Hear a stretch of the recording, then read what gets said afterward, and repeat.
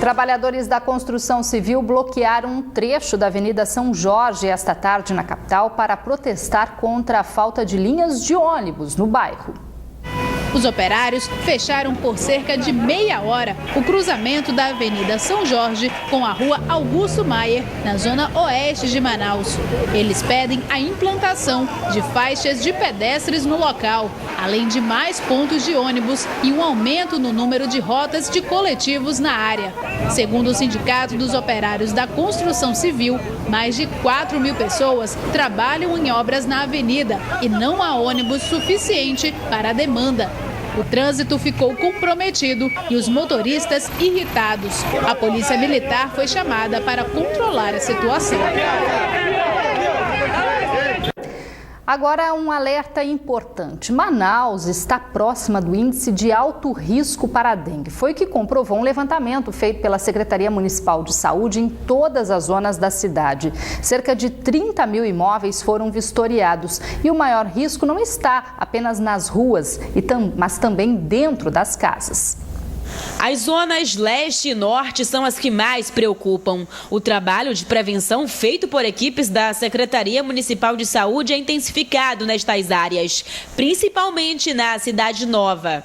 Dona Adalgisa teme que a situação se agrave no bairro onde mora. Me preocupa, pode sim, porque aqui tem muita sujeira, tem muita lama, muita água acumulada, muito lixo.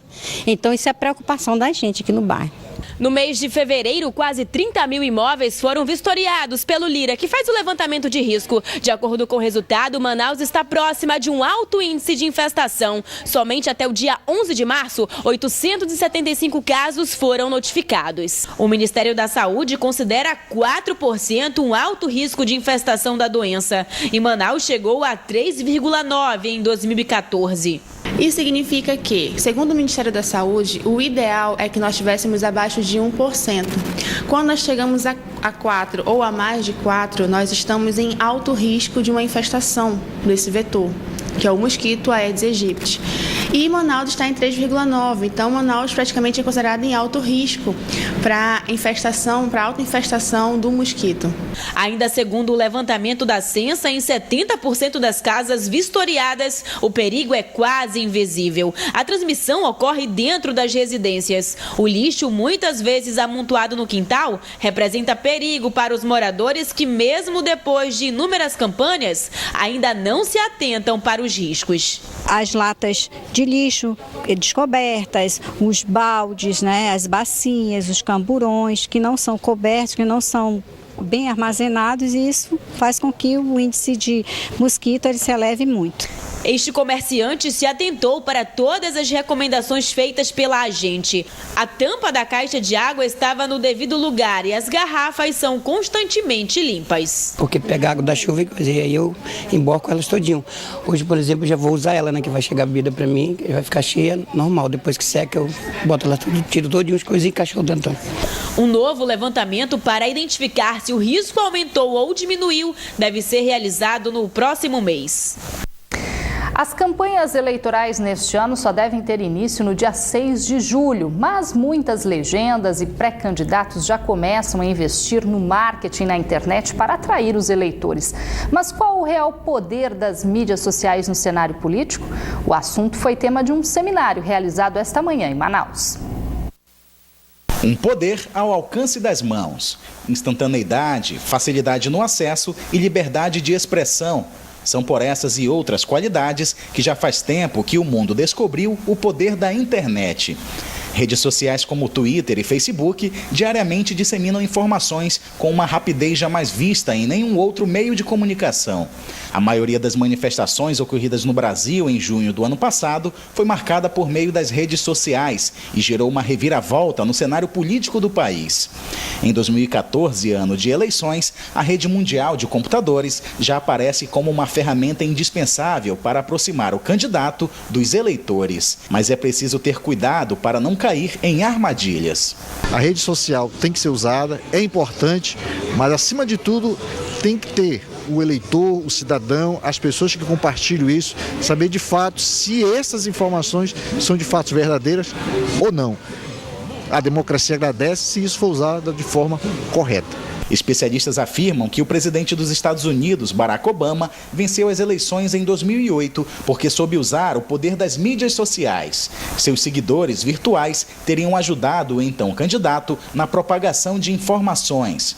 Este jornalista, especialista em marketing e estratégia, afirma que para efetivar o uso dessa ferramenta para o benefício próprio, é preciso ter critério e profissionalismo. Então, para utilizar a internet com muita inteligência, muita parcimônia, de maneira muito estruturada e planejada, porque senão o que você acha que vai ser algo para ajudar você a ser eleito, pode ser, na verdade, o caminho para, entre aspas, a destruição da sua marca no cenário político. Esta manhã, o assunto foi discutido durante um seminário realizado em Manaus. Todos nós hoje temos acesso ou podemos ter acesso à internet. Até aquele que não tem um computador hoje pode ir uma lan house ter acesso à internet. E isso transforma cada vez mais o processo político democrático, né? Isso é bom, agora precisa saber usar. Eu imagino a importância dessas redes sociais quando você consegue fazer essa interatividade, quando você consegue produzir um requerimento, produzir um projeto de lei, e essa, inclusive, é a importância dessa iniciativa. Oficialmente, a campanha eleitoral na rede só começa no dia 6 de julho, mas legendas e candidatos já buscam criar laços com o eleitor que possam render fruto nas urnas. Isso são só exemplos de que a rede social hoje pode ser usada de forma positiva pela população, de forma a você se comunicar melhor, ter maiores informações sobre os seus candidatos, sobre pessoas que você pretende votar, mas por outro lado, pode usar como forma viral, ou seja, pode denigrir imagem, pode distorcer fatos de ser verdade. Neste sábado tem futebol na Arena da Amazônia. Fast e Princesa se enfrentam no primeiro jogo da final do primeiro turno do Campeonato Amazonense, em mais um evento teste para o estádio que vai sediar as partidas da Copa do Mundo aqui em Manaus. Mas ainda esta noite as equipes já vão testar o gramado. Tamires Claire.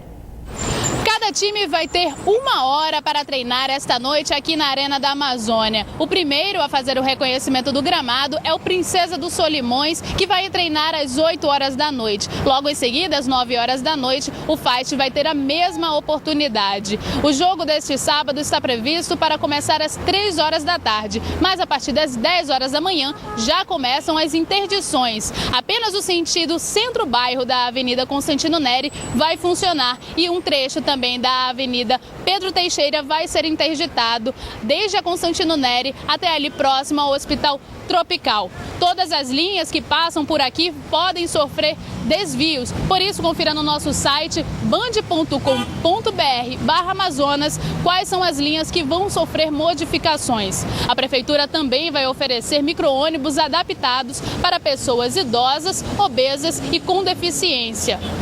Tamires Claire para o Band Cidade. E o Band Cidade desta sexta-feira termina agora, mas continua na internet. Para rever esta edição ou também outras reportagens exibidas aqui, acesse band.com.br/Amazonas. Neste sábado tem Band Cidade Entrevista, que recebe Bruno Monteiro, diretor regional do Sistema de Proteção da Amazônia, o CIPAM. O programa vai ao ar 5:50 da noite. Fique agora com o Jornal da Band. Uma boa noite para você, um ótimo fim de semana. A gente se encontra na segunda. Até lá.